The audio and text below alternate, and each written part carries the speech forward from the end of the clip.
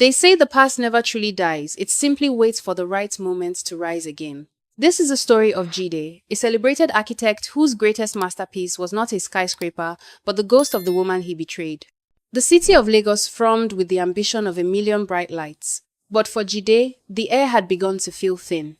He was a master architect, a man who had built his fortune on the belief that foundations should be unshakable, but his own were beginning to crack. It started with the small things. A misplaced file. A text message sent from a number he didn't recognize that contained a single chilling word. Remember. He dismissed it as a prank, the stress of the new Eco-Atlantic project, but the memory was already stirring. The memory was Kosiso. She wasn't just his best friend from university. She was the conscience he had traded for ambition. 7 years ago, she had been caught in a catastrophic business deal. A fire that had taken her name, her future, and officially her life.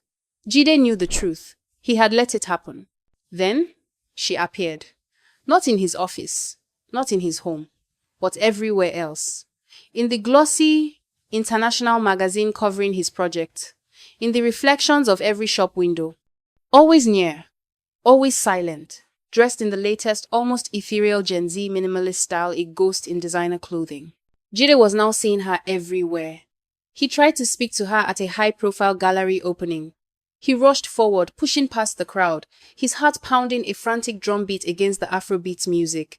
But when he got close, there was only air. Amara, Jide's sharpest business rival, watched his unraveling with detached fascination. She saw the tremor in his hands, the frantic glances over his shoulder during board meetings. She suspected a secret, not a haunting, but she knew of an opportunity when she saw one. "Are you alright, Jide?" Amara had asked, her voice like polished steel. "You seem distracted. Perhaps your foundation isn't as solid as you've advertised." His distraction was her leverage. The Wraith's silence was his undoing. Before we go deeper into this haunting tale of betrayal and rebirth, take a moment to subscribe to Tales by D-Max, share this video with someone who loves deep African drama, and comment below what you think will happen next, because the truth about Jide and Kosiso will shock you. One evening, Jide returned to his opulent apartment to find a single dried flower resting on his pillow, the exact species Kosiso had loved, found only in her village. A message was pinned to it. The fire was just the beginning. This was not a ghost. This was a meticulous living vengeance.